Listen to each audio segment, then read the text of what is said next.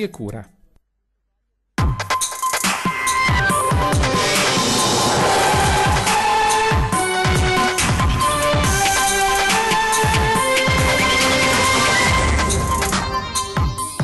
Stop alle grandi navi in laguna, introduzione del numero chiuso. I grillini veneziani chiedono l'introduzione di queste misure nel dossier su Venezia da inviare all'UNESCO in conflitto con le posizioni di Brugnaro.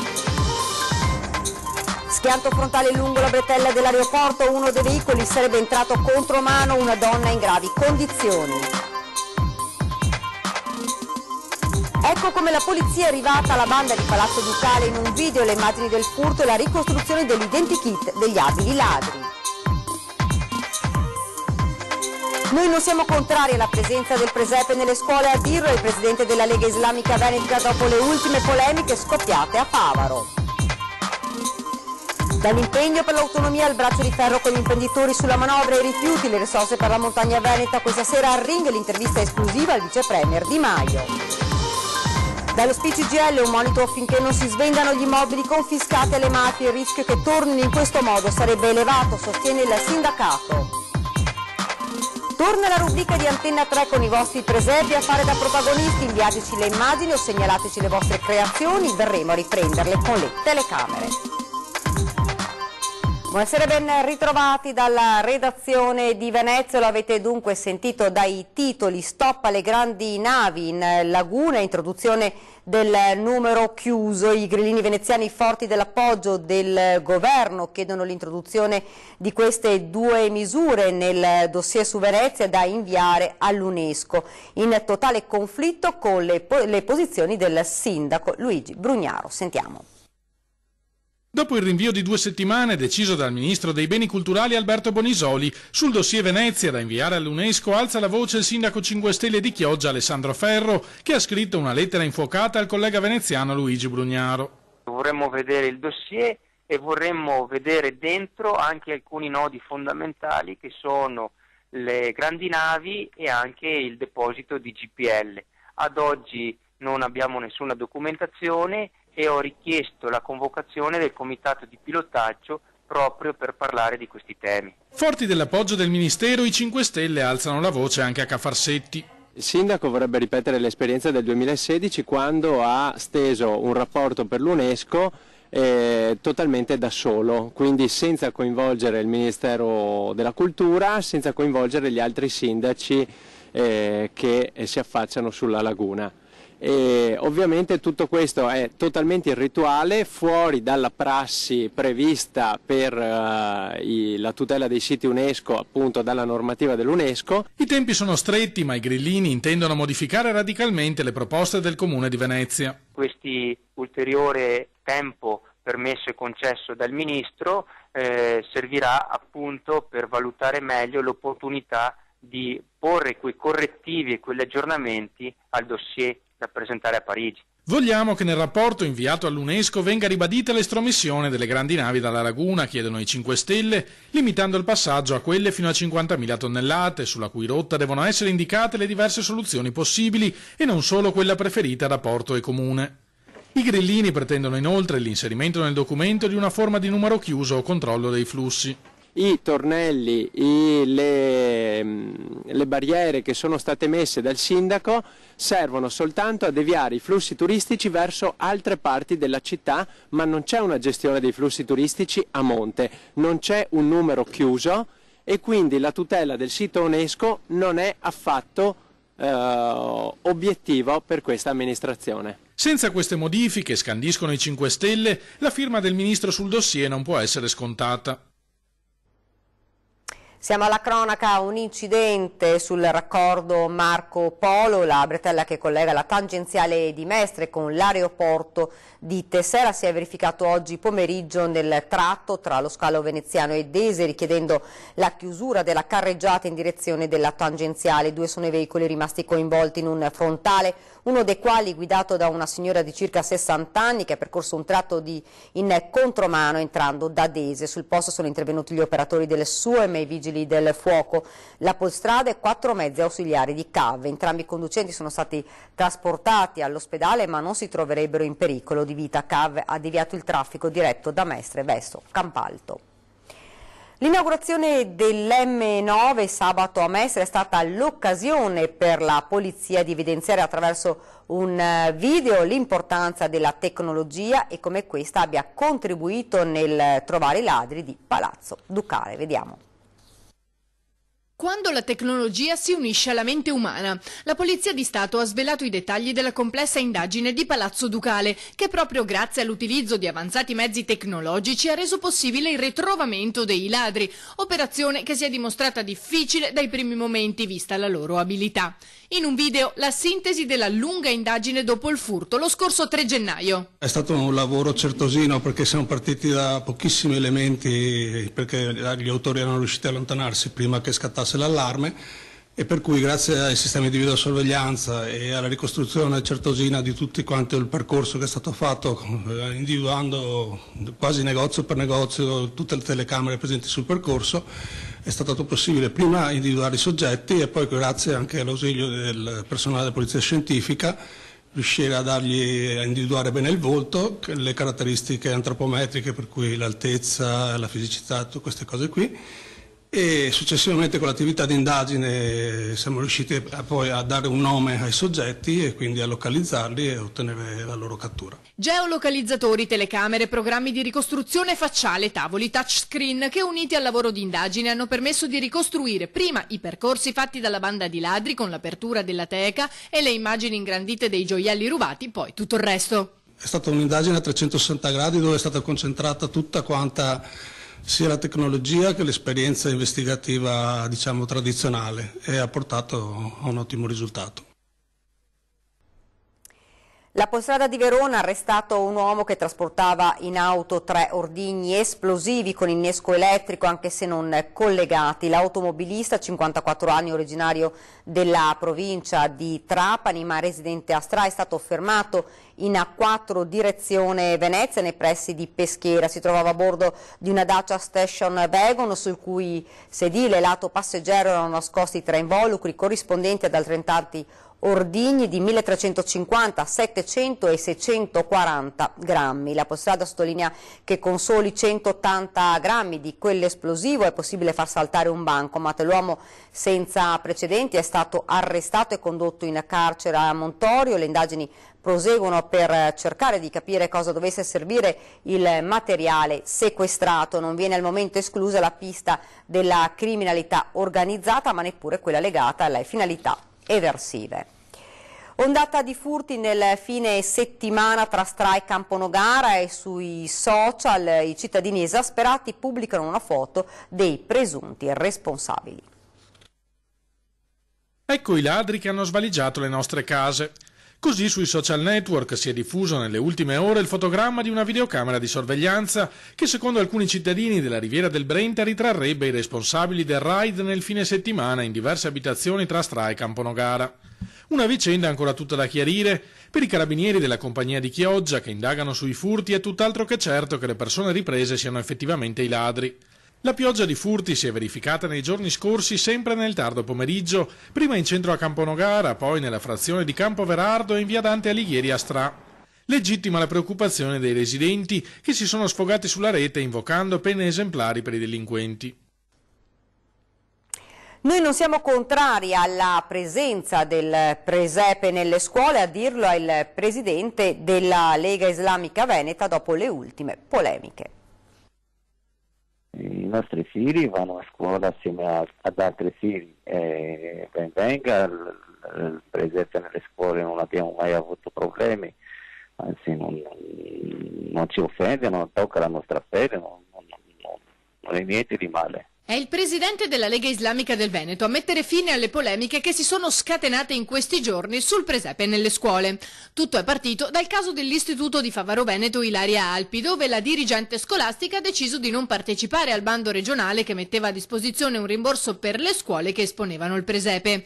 Dopo le varie reazioni, soprattutto politiche, la comunità islamica, tirata in ballo direttamente o indirettamente, ha voluto dire la sua e l'ha fatto difendendo il presepe e la figura di Gesù in quanto profeta. Gesù è un profeta, è un musulmano, se non crede in Gesù come profeta non è un vero musulmano. Dobbiamo credere in tutti i profeti, questo è il vero musulmano.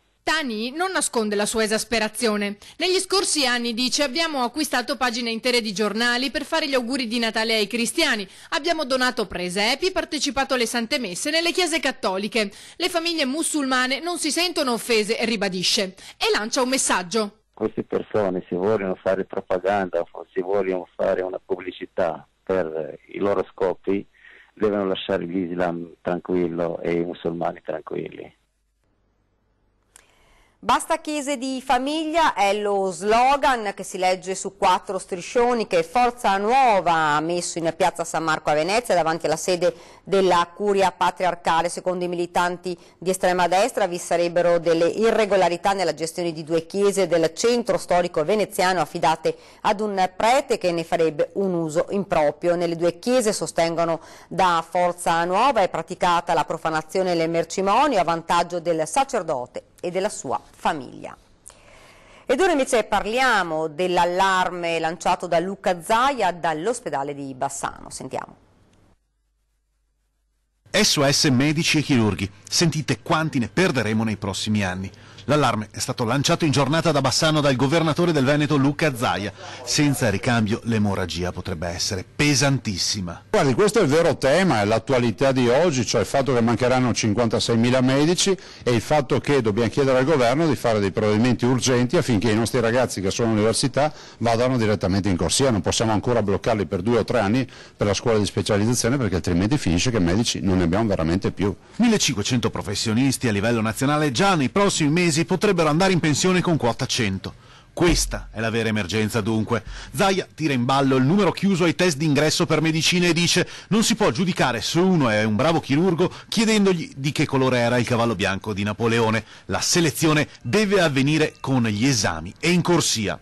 E poi c'è la questione del contenzioso medico-legale. Sempre più giovani optano per altre specializzazioni perché c'è un concreto rischio di finire in un'aula di tribunale. E qui Zaia lancia un appello: rispettate medici, infermieri e operatori sanitari. Chi è causa del suo mal pianga se stesso, basti pensare, se noi cittadini continuiamo tutti a pensare che ogni volta che qualcuno ti eroga un servizio guardi e cerchi di capire se puoi fargli causa per un aspetto di quel servizio, finisce che gli ospedali si svuoteranno. I cittadini non hanno capito, se continuiamo a pensare che dall'altra parte del banco il medico sia un delinquente, che l'infermiere si comporti male o quant'altro, finirà che a forza di cause, ormai abbiamo gli uffici degli avvocati davanti agli ospedali, finirà che svuotiamo gli ospedali. Poi andremo a curarci in giro per il mondo, immagino. Dall'impegno per l'autonomia al braccio di ferro con gli imprenditori sulla manovra, i rifiuti, le risorse per la montagna veneta questa sera a Ring, l'intervista esclusiva al vice premier Di Maio, vediamone un'anticipazione. Faremo 3 cose. La prima, nella legge di bilancio ci saranno oltre 2 miliardi di euro per il dissesto idrogeologico. Quindi significa che potremo fare gli interventi di messa in sicurezza del territorio, perché crollando più di 10 milioni di alberi abbiamo un problema di mettere in sicurezza il territorio per evitare smottamenti. E secondo, faremo una modifica nella legge di bilancio che consentirà alle imprese colpite dal maltempo di avere subito i risarcimenti e non col credito d'imposta, quindi non ammortizzandolo sugli anni, e lo stiamo facendo. E la terza cosa importante è un piano nazionale di prevenzione dal rischio idrogeologico. È possibile tarare una tempistica e una quantità di risorse che possono essere messe a disposizione di queste aziende e delle popolazioni colpite? Beh, sicuramente la richiesta di fabbisogno a noi non viene solo dal Veneto, ci sono circa 16 regioni, siamo arrivati nell'ultimo mese a 16 regioni che hanno chiesto lo stato di calamità.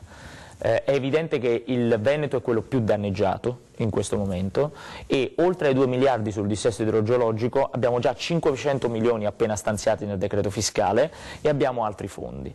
La cosa importante della tempistica è come vogliamo erogare quei soldi. L'idea nostra è metterli sul fondo della protezione civile, in modo tale che possa essere fatto tutto direttamente tra protezione civile e il sindaco o il presidente di regione. Per saltare dei passaggi? Sì, per saltare dei passaggi che ci evitano dei grandi problemi.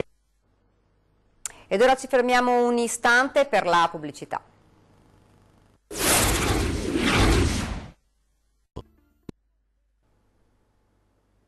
Rieccoci nuovamente in studio con l'edizione veneziana dei nostri telegiornali. Dallo CGIL arriva un monito affinché non si svendano gli immobili confiscati alle mafie. Il rischio che tornino in questo modo sarebbe elevato, sostiene il sindacato. No alla vendita incontrollata ai privati dei beni confiscati alle mafie. Anche dallo CGIL di Venezia arriva un appello. C'è il rischio che ritorni in mano ai proprietari boss mafiosi a cui sono stati sequestrati. Abbiamo già conosciuto casi, soprattutto nel sud, che attraverso prestanomi, giri strani e così via, indirettamente e poi direttamente ritornano in possesso di questi beni. Quindi è ovvio che impedire, così come si è fatto, se si paventa la possibilità di vendita, noi siamo contrari, completamente contrari. Nella provincia di Venezia, secondo l'ultimo monitoraggio effettuato dallo CGIL del Veneto, i beni confiscati in via definitiva e non sono 152, di cui 36 già assegnati a enti o associazioni e 116 ancora da destinare. Da questi numeri noi vediamo che una buona parte non sono ancora stati assegnati. Alcuni sono stati assegnati con le finalità che dicevo prima, altri un po' meno, ed è per questo che noi tentiamo di chiedere, abbiamo chiesto che continueremo a insistere, un tavolo a livello di prefettura per un tavolo di monitoraggio permanente su queste questioni, che fra l'altro è previsto anche dal codice antimafia. Nel veneziano il bene simbolo più importante è sicuramente la villa che apparteneva a Felice Maniero, ex boss della Mala del Brenta a Campolongo Maggiore.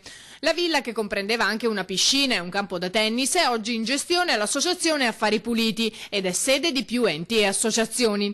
Molti dei beni immobili confiscati in provincia di Venezia appartenevano ad affiliati della Mala del Brenta e alla mafia cinese. La villa di Felice Maniero ha un ruolo importantissimo perché ha una storia anni 80 e 90 che ha determinato una forma di mafia nel nord-est con caratteristiche nuove, con modalità e comportamenti nuovi rispetto a una mafia conosciuta, tradizionale delle cosche del sud, e che presto è andato in contatto con le mafie appunto tradizionali a partire dai boss in confino, soprattutto qua nel Veneto, e quindi poi ha determinato quella storia purtroppo del territorio della Mala del Brenta, che Mala non è perché era un sistema mafioso. Cosa fare dunque? Assegnando a un uso sociale o di recupero edilizio per necessità di spazi, in ogni caso con una funzione sociale, che diventino punti di aggregazione per il contrasto alla mafia, alla criminalità organizzata, alla corruzione, e cioè consegnate a quelle associazioni che fanno questo tipo di attività, e questo lo facciamo anche noi come SP. Non chiediamo l'assegnazione al sindacato, ma chiediamo che l'uso sia soprattutto di aggregazione sociale. Primo test a pagamento per l'M9 dopo l'inaugurazione in pompa magna di sabato. Il nuovo museo di Mestre sembra suscitare l'interesse dei visitatori. Sono stati soprattutto i mestrini ad affollare il nuovo museo M9 nella prima giornata di apertura, che ha visto 500 biglietti venduti. A farla da padrone dunque la curiosità dei residenti dopo lunghi anni di cantiere in pieno centro. È presto però per parlare di un successo. Passato l'entusiasmo per la novità, non è facile prevedere quanti saranno disposti a pagare 14 euro per vedere i contenuti multimediali dell'esposizione permanente dedicata al Novecento. Soddisfatti dal weekend anche i commercianti delle bancarelle natalizie intorno a quello che nelle intenzioni dovrebbe diventare un nuovo polo attrattore per Mestre. Un patrimonio di tutta la città, si augura il presidente degli industriali veneziani Vincenzo Marinese. Deve essere un progetto di tutti, deve essere un progetto che ci metta in condizioni di pubblicizzarlo, di coinvolgere i turisti, di renderlo un progetto comune, e noi dobbiamo diventare ambasciatori di questo modello. Non sono mancate le difficoltà, soprattutto tra i visitatori più anziani, non sempre a loro agio con tablet, touchscreen e altri prodotti della moderna tecnologia. Torna la nostra rubrica di Antenna 3 sui vostri presepi. Inviateci le immagini o segnalateci le vostre creazioni. Le nostre telecamere verranno nelle vostre case, le potete fare chiamandoci o inviandoci filmati al numero o alla mail che vedete in sovraimpressione. Non dimenticatevi, questa sera a 20:10 parleremo della legge di bilancio 2019 con Cinzia Bonan, segretario generale della CISL Belluno Treviso, e Massimiliano Paglini, segretario generale First CISL Belluno Treviso. Subito dopo non perdete Ring con Elena Donazzan, assessore al lavoro del Veneto, Antonio Bressa, PD, assessore al commercio di Padova, Paolo Armenio, Confindustria Venezia Rovigo, e il senatore Giampaolo Ballardi della Lega. Ovviamente alle 22:30, come vi abbiamo già anticipato, la lunga intervista con il vice premier Luigi Di Maio. E questa era la nostra ultima notizia, vi lascio alle previsioni del tempo, grazie davvero per averci seguito e buona serata.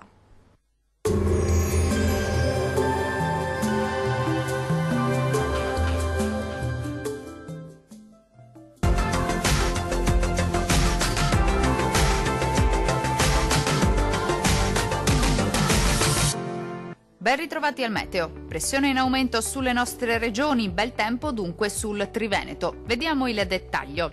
Sul Veneto sarà asciutto e decisamente soleggiato, un po' su tutti i settori, con il cielo che si presenterà sereno o al massimo poco nuvoloso. Non sono attese precipitazioni degne di nota.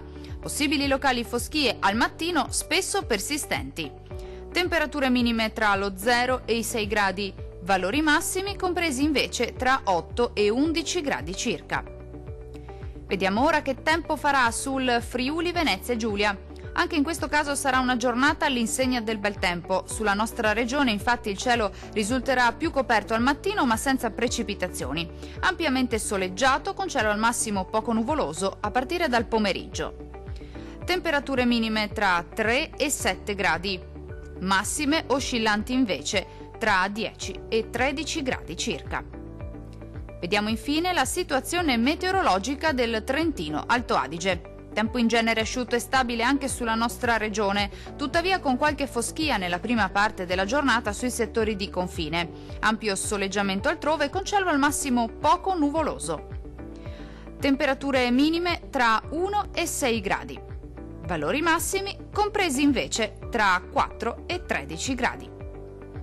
Dal meteo di Antenna 3 per ora è tutto. Arrivederci al prossimo aggiornamento.